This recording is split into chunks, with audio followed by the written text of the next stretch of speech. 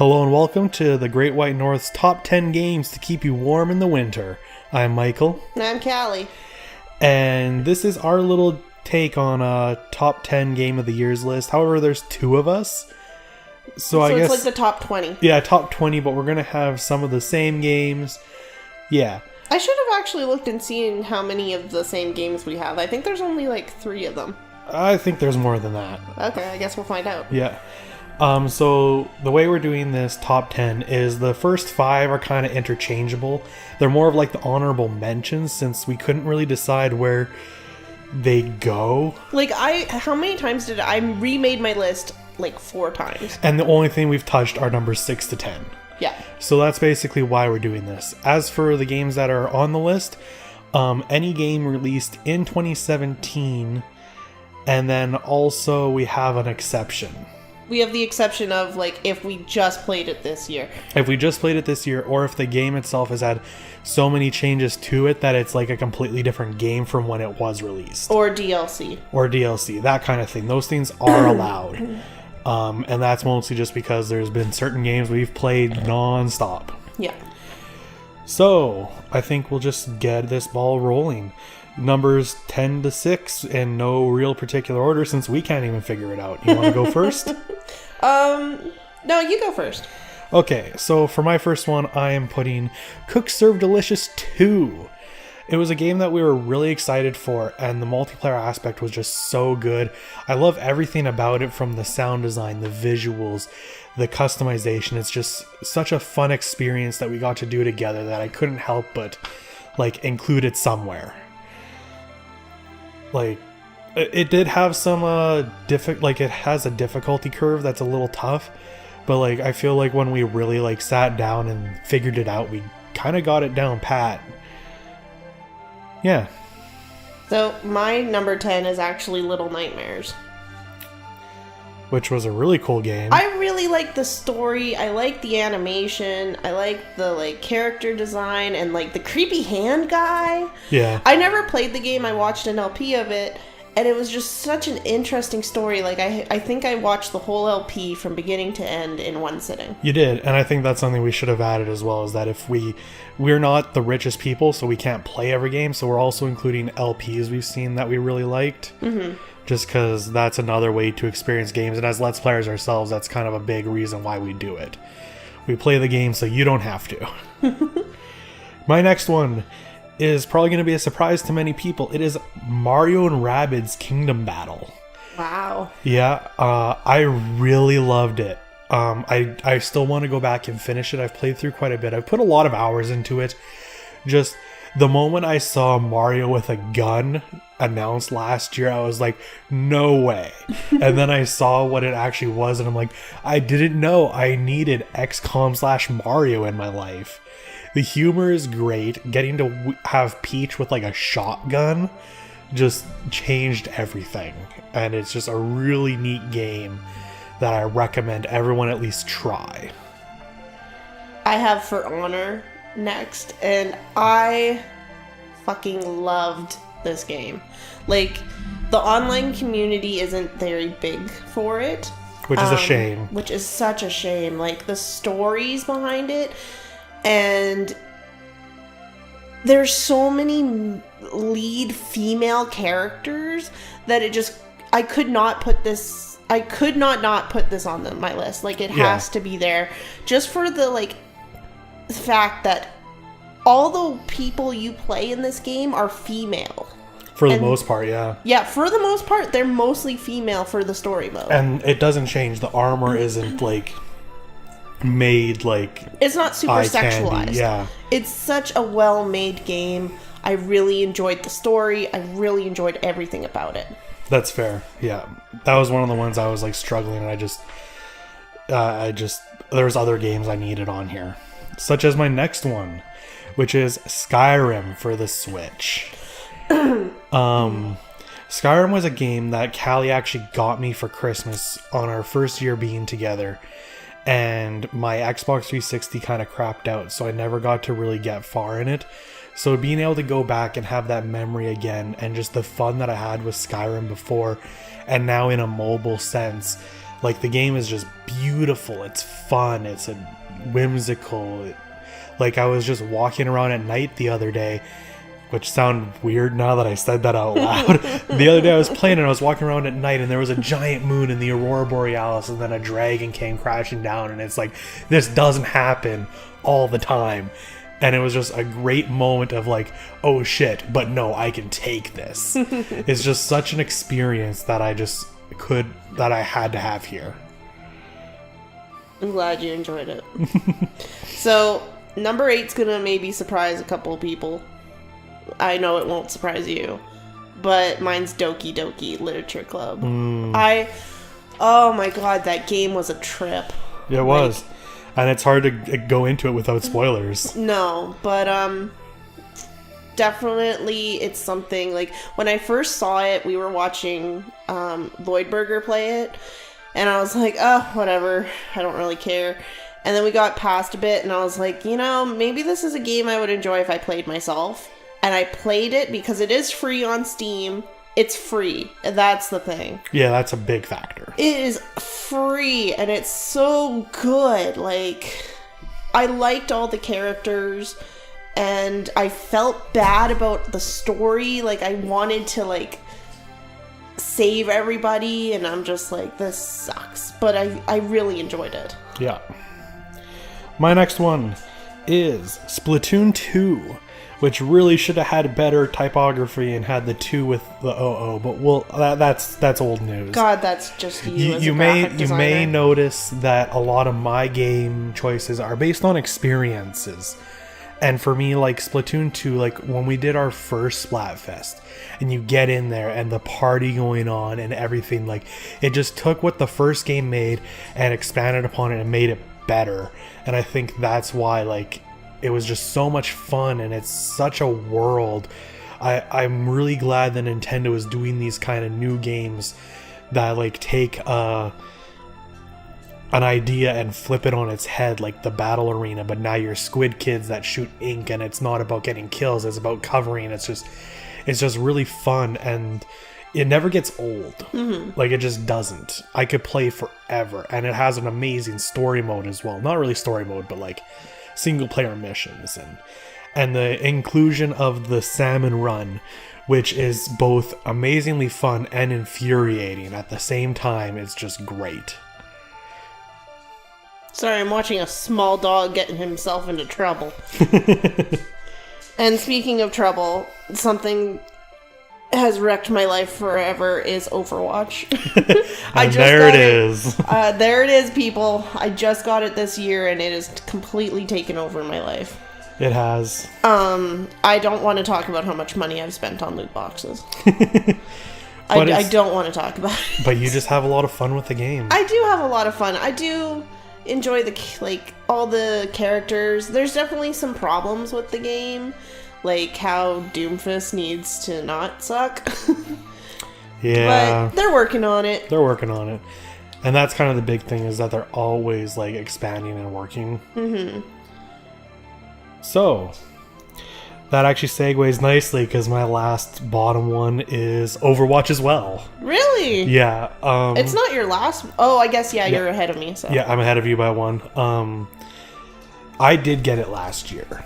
And I played it, and I'm just like, this isn't really clicking like it seems to be for other people. Then this year, we started playing it, and they made big changes to Mercy, Junkrat, and Diva, and included the new characters. And suddenly, everything was just clicking. I was playing the characters the way I wanted to play them. It was like, just everything suddenly made sense, and these changes just... It's a completely different game, so much so that the Overwatch World Cup did not go as everyone expected, just because of how different the game was between these last 2 years. Go Canada. Go Canada, number 2. But like, yeah, like it's not the same game as it was before. And the fact that it's always evolving, I guess you could say, it's a cop-out. In that case, you could put Overwatch on it every year. But it's like, if the game is still that fun, it deserves to be on the list. Yeah, and I'm still enjoying it. Like, they just released Moira, and holy shit, do I love playing as Moira. Yeah. She is the kind of character that I wanted to play as. Yeah. Like, you've seen me play Moira, and I'm just a beast. And some people have, because we've had a highlight on here. That's why we suddenly have been putting so many highlights on YouTube, is just because it's like, it's a huge part of us, yeah. So your last bottom 5 is actually one that you've already discussed, is Cook Serve Delicious too. Yeah. I enjoy it so much. I definitely think it would have been lower on this list if it didn't have the 2-player. Because that's really what sold me on it, was because I got to play it with you. Yeah. We got to play it together, and I got to be mad because you don't know what the fuck you're doing. And to be fair, another thing I didn't mention, between the 2 games, like between 1 and 2, they made the controller gamepad aspect so much better. Like, I could actually play with a controller and it worked. Yeah. So, like, Callie would be on her computer and we'd have it hooked up to the TV so that I can watch it on the TV while she's on the computer, and I'm with the controller and she's on the keyboard, and just, I don't know how many games would let you do that. No. I love the art. I love that there's still constant updates going up for it. I really haven't touched it again since. Right. I have a craving to. It's just that they have it's definitely, when it first came out, it was so hard. Yeah, there's a learning curve. But I heard there has been an update for it that has improved the, like, difficulty level. Well, that's good. So, this could have been higher on the list if I had played it before. Nice. After the update. So that's it for our bottom 5 where things could be interchangeable. Now we get into the real deal. Yeah. So, do you want me to continue? Yeah, sure. So, my top 5. Number 5, Resident Evil 7. Resident Evil has been a bittersweet series, I think, for every fan. Just because it started out so good, and then the last couple games it kind of like became less good by a lot. And then Resident Evil 7 happened, and they managed to take the horror survival element and combine it perfectly with the action gameplay element together in a harmonious way, with a great story, great visuals. Like, definitely when you go watch it, it's like, it doesn't look that great, but once you get into it and like the atmosphere just takes you away, and you're just like, man, what a trip. Like, start to finish is just so fun, and it hits the fears that we have very easily, and it's just really good and definitely worth the play. And I've heard that the new DLC just happened, and I need to check that out. But yeah, Resident Evil 7, number 5. Number 5 is the Sexy Brutale for myself. I actually just finished and 100%ed the game in... I got it last week. Yeah, we actually kind of delayed recording this just so you could give that game a chance. Yeah, like, I finished it within a week. Like, it's doable. I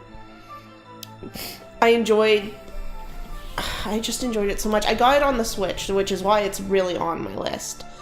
I enjoyed all the characters. I love the, like, puzzle aspect. There's some issue with it.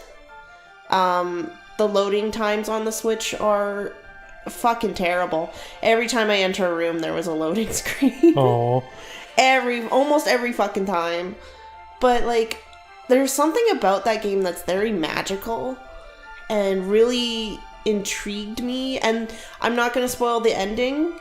I think you would really enjoy playing it, and I think you should, because the ending was really cool. Okay, I'll definitely check it out then. Hello everyone, Future Michael here, and I'm just taking a bit of a pause because at Calli's suggestion, I have, since recording this, gone and played through the entirety of the Sexy Brutale, all in one sitting, mind you, and it has to be somewhere on this list, so let's rewind a little bit.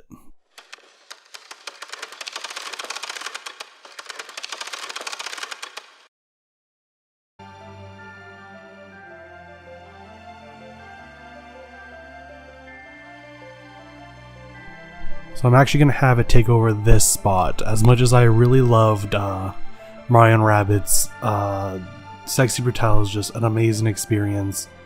I went into it thinking that the time restraint was going to be a little bit too much for me, but it turned out to be absolutely fine. There was no problems with that.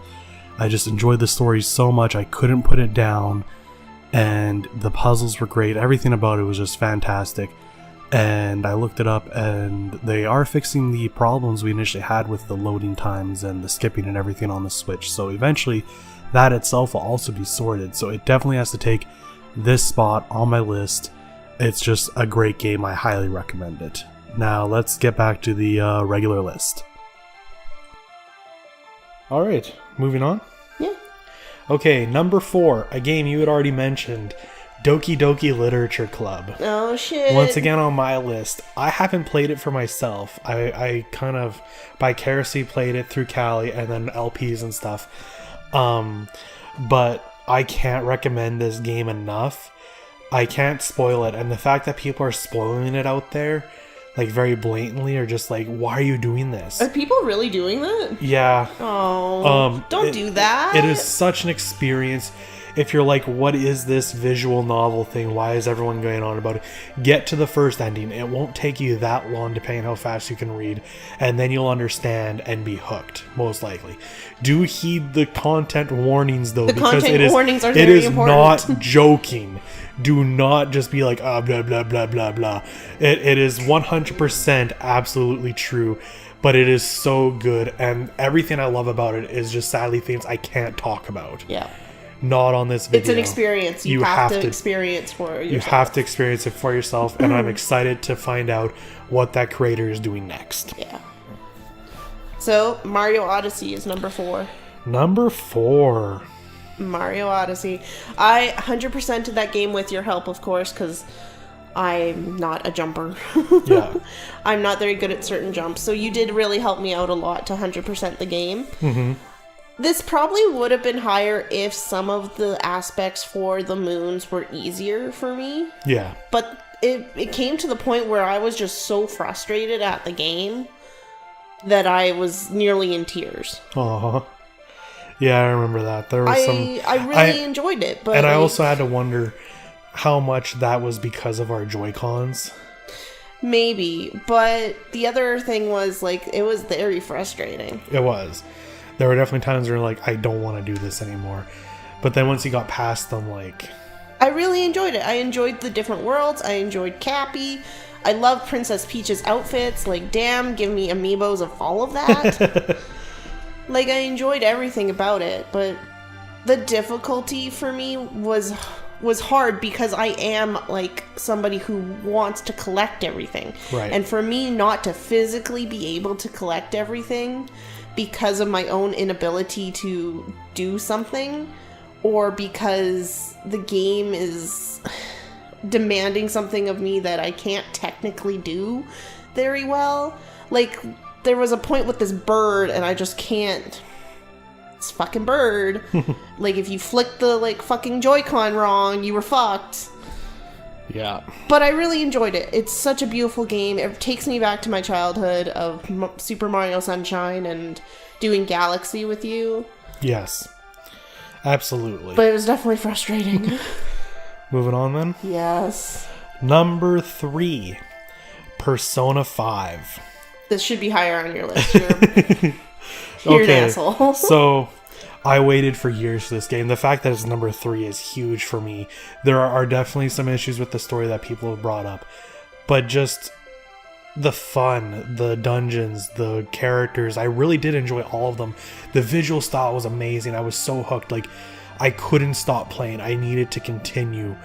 I had to just get through to the end. And the ending was such a big thing that I'm just like, what is happening? I also love the non-straightforward storytelling where you're like at the midpoint and then going back and then you get to that spot and then you continue. It's just, it blew my mind when we got there, and I enjoyed it so much. Like, there are a couple things I think could have been changed that would definitely like bring it up higher, but the next 2 games just sold it a little bit more for me. Mine is Breath of the Wild, Zelda. A lot of people are probably going to be like... A lot of people are going to shit on me, Number 3, Breath of the Wild. I really did enjoy the game, and it was really hard. Like, to put it at number 3. But I had to consider, like, my experiences with my top 2 games. Right. And how I felt about it. And I felt so much love for my top 2. This one I do love. I love that I get to explore the world. For fuck's sakes, I put in over 240 hours on the fucking thing. Like, yeah. And I just started over again. So, like, I'm going to probably put in another 200 odd hours. It is a game worth getting. You're going to get your money's worth.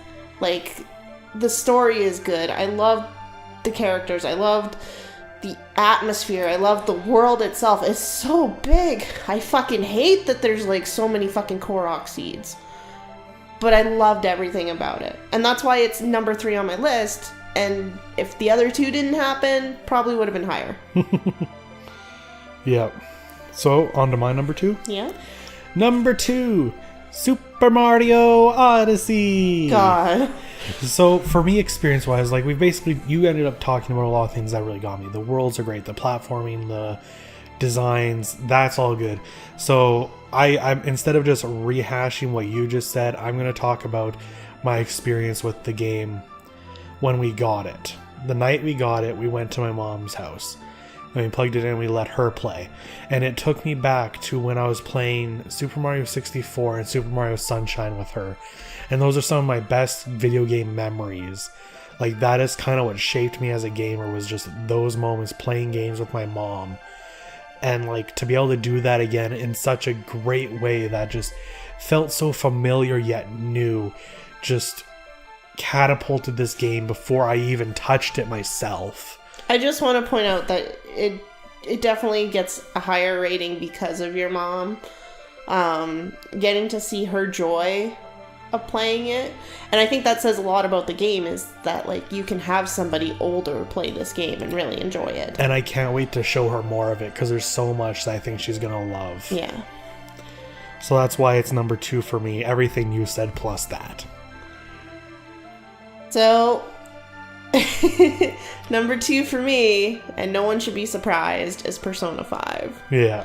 Like, I loved Persona 5. Like, I wish it was on the Switch. That's my only issue with it, really, is because I can't just sit back, relax, and play it. I would need, like, such a setup. And I think my list is Switch love. It is. The Switch was incredible. It was. It changed everything. But back to Persona 5. The characters, the story, like, I was playing it ahead of you because I didn't want to be spoiled. And I didn't want you to get spoiled. So we would play it to where I was home more often. So I would play it first, get as far as possible, and then you would come home in the evenings and play until, like, bedtime. Which is funny, because that's exactly what I did with Mario. Was I didn't want to get spoiled, so I just played it handheld and got to the end and then let you... Yeah. That's a main problem with us, is because we spend every moment together. It's hard not to spoil each other on games. But that's the thing. And then I would get to points and I'd be like, I want Michael to, like, I want him to know. And I'd be like, hurry up. Get home from work. Eat Just supper. Play more. Play all night. You don't need to eat. But, it was so good. Mostly after I had just finished playing Persona 4. Like, it was just such a great upgrade to what I already loved from Persona 4 to then go to Persona 5, and I'm just like, wow, they took everything I loved about it, improved it, made it better, and shaped it into a cute little cat. And I really enjoyed it. If it was on the Switch, I probably would keep playing it. Yeah. I definitely want to go back. I want to LP it. I'm hoping someday Atlas will lift that recording ban. Do it, Atlas. Please, Atlas, you need to let us do this. You need to let us share this game so more people will buy it. And like I said, I would have put it higher if it wasn't for, like, this experience I had with Mario and then what my number 1 is. Mm-hmm. So what's your number 1? My number 1 is Legend of Zelda Breath of the Wild. I don't think anyone's surprised, considering I'm currently doing Legend of Zelda Ocarina of Time as an LP. Yeah. And just how much Zelda has been a part of my life. I have played every single 3D Zelda. I've played a lot of the 2D. Zelda is one of the biggest things in my life. Heck, for my final project of college, I had it included. Yes, you did. Like, it's just such an important part of my gaming lifestyle and experience. And to go into Hyrule and to feel this adventure, and for the first time in a long time, it really felt like an adventure. Like, even just doing the Great Plateau, you and I handled it so differently. We had our own story. And I mean, with the latest DLC, how can it not be number one with Baby Sidon and a motorcycle? Like, what? Everything they've added to the game is incredible, but the base game itself cannot be ignored. If you don't have Legend of Zelda for your Switch or Wii U, I don't know what you're doing, because like, you can't pass these up. There are some things I'd like the classic dungeons back, but I don't know if a classic dungeon would have worked this time. But I feel I agree. A classic dungeon wouldn't have worked. I liked the shrines. The thing is, they didn't have enough ideas for the shrines. Yeah, that's true. That was a big issue. And for me, though, the shrines weren't the big thing. For me, it was just riding around a horse, going around a mountain, and just seeing, like, a dragon in the sky, or finding something new that's hidden, or just literally sitting there and looking at the beautiful landscape. Everything about it is just, like, an experience that I would never give up. You've put more time in it than I have. You've 100%ed what we had aside from Korok seeds. God, I hate Korok seeds. But like, and I didn't, but just the fact that if I wanted to right now, I could literally turn it on and immediately go fight the final boss. Like, there's nothing stopping you from doing that. The fact that you make your own adventure is groundbreaking in Zelda. I mean, my second playthrough I did completely different from my first. Yeah, like you'll have a totally different experience every time you play it. Absolutely.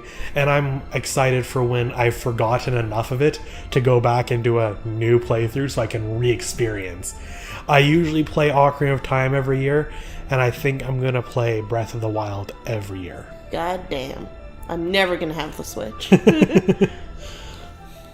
And you're number one. Something that I don't think anyone will see coming. Nobody will see this coming. But I knew it was going to be there the moment you got it. Did you? Did you know it would be number one? Absolutely. Oh. Well, you're not wrong. Stardew Valley on the Switch. Before you say anything, I don't think anyone understands your love of farming simulation games. I mean, is this where you posted like a picture of all the Harvest Moon games? Like if my family hadn't been so poor and we could have had every game system, I'm sure I would have had every Harvest Moon possible. Yep. But getting Stardew on the Switch definitely like changed. I want to say changed my life. It did. You've put so much time into it, and the fact that you're like laying in bed. Oh my god, I think within the first like 2 weeks of its release, I had already put in 50 hours, 80 hours, 100 hours. Like I got some good time on that thing so far, and I'm not done. If it's talking about getting your money's worth, Calli definitely did. I did. And it's not like it's an expensive game. I already enjoyed it on my PC. My problem with the PC was, like, I have a big setup for my PC. Now, with the Switch, I can just go lay in bed, and I can play it, and I can farm, and I can drool over, like, 2 suitable bachelors. Like, listen. That is a lacking aspect. The bachelors need some work. Like, I love you, but, like, please. You could have given me some handsomer looking men to drool over. Like, the girls are pretty okay, but I'm like, nah. It's just like the freedom of getting away from my own life to do what I love is to like farm, to like figure out like, okay, what kind of grid system am I going to use for crops? What kind of animals do I want? How many barns and coops do I wish to have? Where am I going to put this road? Like, it's great. And then to decide, like, how I want to play the game. Like, do I want to go fishing today? It relaxes me to just play life, but not my own. Yeah. And I think that's the big thing for me. Zelda was like, I'm playing my life, but it's not my own. Mm-hmm. Yeah. I really enjoyed it. I really love that game. I'm so much in love with it. I love farming simulators. It definitely deserves to be your number one. It is my number one. I think all these games deserve their spots and higher and everything. Like, what a year. What a year. I definitely feel that we definitely have a lot more love for a certain console over others. But that's not to say there aren't good games on the other consoles. Like I said, Persona 5 for myself was really good. And a lot of games I haven't had a chance to experience yet. Right. There could be many games. Like, I never played Horizon. I didn't play Nier Automata. I didn't play... What else came out? I didn't play Battlefront 2. I'm just saying. Maybe it would have. Maybe. But from our experiences, this is definitely our top 10. Yeah. So I'd like to hear what your guys' top 10s are, or maybe just your favorite game in the comments below. Yeah, don't make a fucking list. You don't have to leave a games list on the fucking comments. You don't need to write an essay. If you want to write an essay, feel free to. Don't encourage people to write essays. No, like post it online somewhere. Like there's a lot of aspects. Do that. But just tell us what your favorite games below. What you can do is tell us what games we missed that you think we should try. I would love to know what you think we should maybe play or LP or experience on the side. And don't tell me I'm wrong. I will track you down. I will hunt you. Exactly. So that is our top 10 plus games to keep you warm in the winter.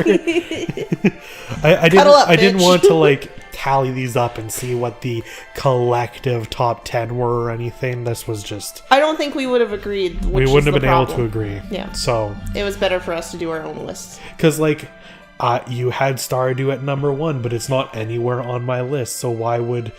where would that sit? And we would have had a huge argument about Mario Odyssey. Yeah, it's just... That's why we didn't do a collective list. It's our separate lists. Because one of us would have been murdered. Probably me. So, thank you all for watching. This concludes the year of 2017. Bye, guys. Happy New Year.